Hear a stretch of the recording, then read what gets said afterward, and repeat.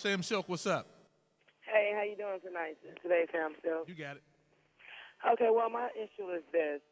Me and my daughter's father, we was real best friends. We're not together. Our daughter is 8 years old. I said last year he got married, and now, we to the point where we can't even communicate. I have to call him through her phone. I live in Indiana. He live in Illinois. Well, just 2 weeks ago, he put the gun out on me, and he's calling me, and he wants me to bring our daughter to see him.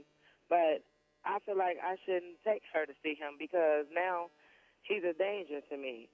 But I know he wouldn't hurt our daughter. I think it's just, he's getting manipulated on one end.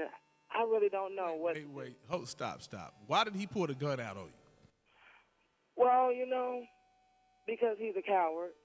What, y'all was arguing about something?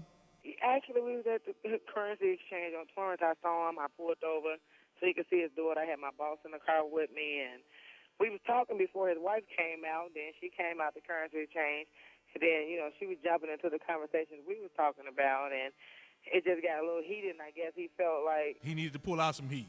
He needed to pull out some heat, right, Hold on. Wait, your daughter was with him when he pulled out the gun?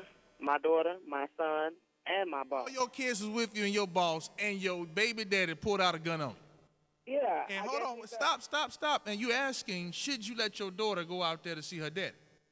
No, I'm not going to let her go. But That's what it's you're affecting my daughter. That's the problem. It's affecting her. Now she done cut off her ponytail, and I'm just asking, what do I do in a situation like this? And if you just tuning in inside of Reality Hour, a young lady, baby daddy pulls out a gun on her in the middle of an argument. She's seen him at a currency exchange and decided to pull over with her kids in the car. They have an argument. His wife comes out. There's a big heated argument. Her boss was in the car too as well. And she says that he pulled out a gun. And now she doesn't know what to do with her child or take the child out there again. You think she's not telling me the whole truth? She's leaving out some things in the story. Okay. Because I don't see how, if they were good friends and if they're arguing, why he would just pull out a gun. I think she started japping out at the wife, getting disrespectful, and she left out that in the story, and that's why he pulled the gun out. But that still don't justify that fool. He crazy. I mean, he is crazy. That's crazy. But I just feel like there was a reason that brought out his crazy. There was something that brought She probably said some things. Probably maybe threatened him. I have some advice for that sister as far as her daughter. Yep. Being a mother myself, I think that it's in her best interest to think about her daughter. If he pulls it out once, he may pull a gun out on her again. You don't need that situation. He needs to prove to her and to his daughter that he could be that father that she needs. All right, thanks a lot. Thank you. Power 92. Power 92, Sam Sylk, what up? What up, man? I got a comment on what the young lady was talking about with the situation with her baby father. Yep. Now, it takes two in an argument. You know what I'm saying? So, because he pulled a gun out on her, ain't no telling what she did to him. You know what I'm saying? And she didn't get it in further in detail in that. You know what I'm saying? Yeah. But as far as the her wanting, for her to, for him calling to see his daughter, if she don't want to bring her to the house, they can meet at a mutual place. You know what I'm saying? Yeah. They can meet at the parents' house, And you know what? As I think about this, remember, she saw him and she pulled over. So when she pulled over and she seen him, she probably was upset and went off and snapped, which still does not give him a reason to pull out a gun. No, I'm not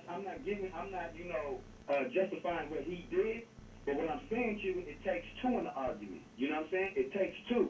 You just don't pull out a gun on somebody for no reason now. All right. People do it. Yeah. People do it, but in a situation like that... This your child's mom.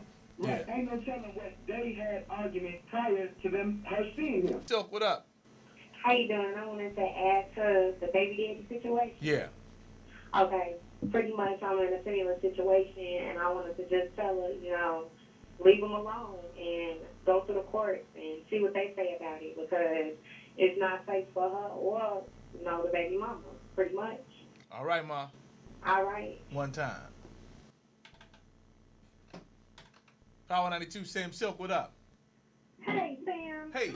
I'm in for the young lady that's behind the problem. Yeah. You know what? If I her, I wouldn't let my baby go out there because, for one, if he can do that to her in front of her boss with her children in the car, and for whatever reason they were upset, what's going to happen the next time he gets upset and he's alone with their daughter? Maybe the wife or something may piss him off. If a person can do that, you never can tell what's going to happen from 1 minute to the next. He's a dangerous and everybody else around him. All right. Around that. All right. Thanks a lot, Ma. Thank you. Power 92, Sam Sylk, what up? Sylk, what up, man? You got it, brother. It's Dale, man. What's up? What up, Dale in the building? Hey, sir. Yeah. I'm going to tell you what I think about that, man. Come on. If that man, he got family, man, get with his sister or his auntie or somebody else in his family and let him see his baby, man. He ain't got to go through that with the mama, man. It's other ways for him to see his child. Yeah, because as we think about this, me and Peaches was talking, and again, she decided to pull over when she seen him at a currency exchange with her kids and her boss in the car. Right. It doesn't justify him pulling out the gun, but it sounds like the story is a little fishy. No, I mean, ain't no justification for no man pulling no gun on no woman. We ain't gonna stand for that. Yeah. There's too much going on in Chicago right now anyway. But there's too much crime going on. But it comes from the teacher. It comes from the teaching of a woman, and it comes from the teaching of a man. That's Dale putting it down. Hold it down. A man is dominant, man. Anything that woman can do with no man. So we can't make no excuse for the gun situation. All right, man. Real talk, Sam Sylk. What's on your mind? Man, Sam, look, this your boy Big E. This one big thing that everybody missing. This is another example of a grown little boy who don't know how to be wrong. My grandmama said, if you're wrong, when you're right, you're right, and when you're wrong, you're wrong. And if you're wrong, then your gun ain't gonna make you right if you're in the wrong. That's real. That's real, dog. And these women, it goes to show you, you have to leave men alone. At some point, you just have to stop. If she had pulled up to the next to him and just made eye contact with him and that other female, then he'd have felt stupid. She going all off like she big bad Johnny Badass, and he's about to shoot her. So, yeah, you get what you put in it sometimes. All right. Thanks a lot, man. All right. One. Power. Hello. Hello, Sam. Reverend Jackson. Yes, you and I believe his brother Escrow is in there. Yeah, he's off today. Peaches is here. Oh, he's up. Peaches is in there. Yeah, Peaches. Yeah. Well, this is Reverend Jackson, and I knew that they had called my office and said that you were having Reverend Al Sharpton on. Yes, sir. Which is wonderful, but I was just wondering why you didn't go for the whole Lollapalooza and get the Dream Team. Of course, I was available, and I decided to give you a call today so we can maybe talk about some things, and you can run some of the questions by me. Well, Reverend, we had Reverend Al, man. He doesn't live here, and I wanted to show him some love too. Right, and I'm all for that. Of course, that's what we need. What the world needs now is love, sweet love. Right. That's the only thing that there's just too little love. Toodly-dee, you know the song. Well, since I got you on here, let me ask you a couple of questions that's affecting the world today, Reverend Jackson. Your thought on the Chicago Bears? The Bears are having problems. The Bears are struggling. The Bears are like the economy. The Bears are in the dump. But always look at the bright side. The Bears ain't the Rams. What do you have to say about this, about our city being in such a hole financially, Reverend Jackson? Well, what has happened is that a lot of people don't really realize what a financial paralysis our country is in.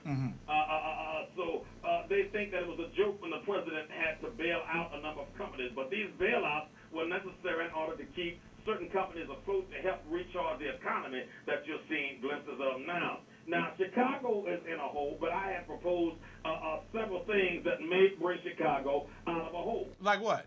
We could have big barbecues starring Moo and Oink. And use a lot of meat right there on Stone Island. See, if they were to start, if City Hall was to buy wholesale meat and start giving plate dinners like the old Black Baptist churches do, and selling dinners, we could sell enough dinners to tourists. We could sell enough dinners to sightseers. We could sell enough dinners to foreigners. We could sell enough dinners to dignitaries. We could sell enough dinners to those that are hungry. We could even give discount dinners to those that are homeless. But we could sell enough dinners to get us out of this financial hole. If it was good enough for the Black Baptist Church, it's good enough for the city of Chicago. I gotta get off this line. Reverend Jackson, we thank you for your time today, Reverend. Thank you so very much, Sam. And remember, keep hope alive. All right, Reverend Jackson.